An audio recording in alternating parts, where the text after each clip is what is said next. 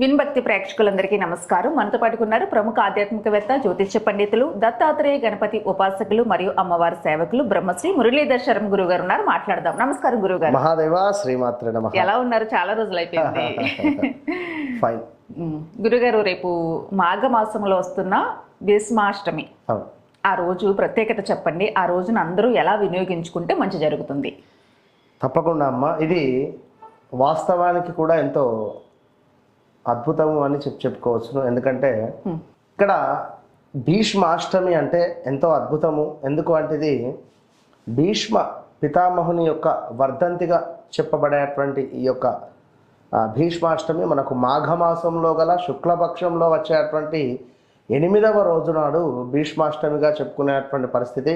So ఈ రోజు నాడు ఒక చిన్న పని చేయడం వల్ల సంతానం లేని వారికి కానీ, పిల్లలు మా మాట వినడం లేదు అని అనుకునేటువంటి వారు కానీ, అదేవిధంగా పితృదోషాలతో ఇబ్బంది పడేటువంటి వారు కానీ, పితృదోషాలు ఉన్నవి అన్నన్ని వేలు పెట్టి పూజ చేసుకోలేము అని అనుకునేటువంటి వారు కానీ, లేదా అనుకున్న పనులు అనుకున్నటువంటి విధంగా ముందుకు వెళ్ళడం లేదు అనుకునేటువంటి వారు కానీ, కొంత ఆర్థికంగా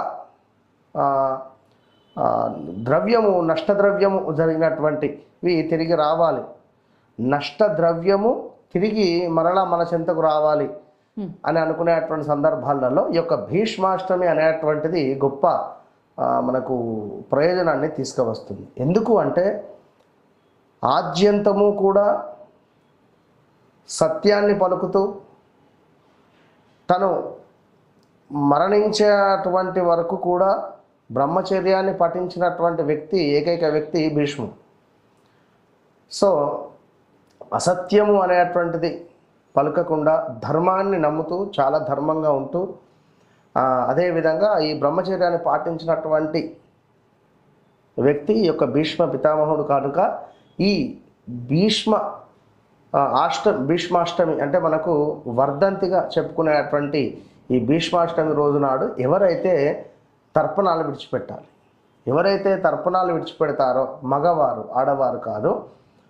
తర్పణాలు విడిచిపెట్టాలి అంటే మరి ఇక్కడ మాకు తండ్రి ఉన్నాడు, మనం ఏం తర్పణం విడిచిపెట్టచ్చునా అంటే తప్పకుండా విడిచిపెట్టవచ్చును. చెప్తున్నా కదా, మనకు అందరికీ కూడా తండ్రి సమానుడైనటువంటి ఆ యొక్క భీష్మ పితామహునికి మనసు పూర్తిగా మంచి మనసుతో ఖచ్చితంగా కూడా మీరు దక్షిణం వైపుగా కూర్చొని చక్కగా కూడా తర్పణాలు విడిచిపెట్టాలి. ఇంట్లోనే విడిచిపెట్టాలి. అయితే ఈ తర్పణం ఎట్లా విడిచిపెట్టాలి అనేటువంటిది మనం వీడియో చివరిలో చెప్తాము.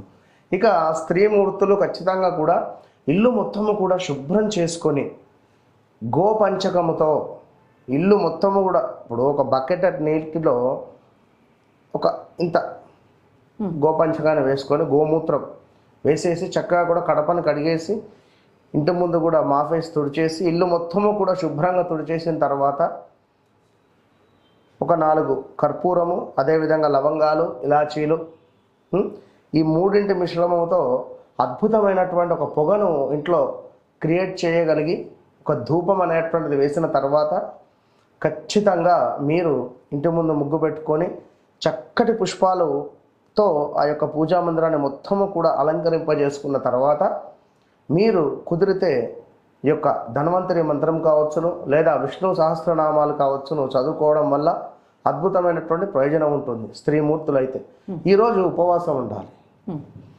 ఉపవాసం అనగానే ఇక్కడ ఇక మరి గోళీలు వేసుకునేటువంటి వారు కానీ, అంటే ట్యాబ్లెట్స్ ఏమన్నా వేసుకునేటువంటి వారు, షుగర్లు, బీపీలు ఉండేటువంటి వారు మిమ్మల్ని ఉండండి అని మేము ఖచ్చితంగా చెప్పడం లేదు.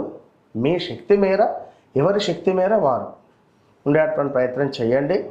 ఖచ్చితంగా సంతానము కోసం ఎవరైతే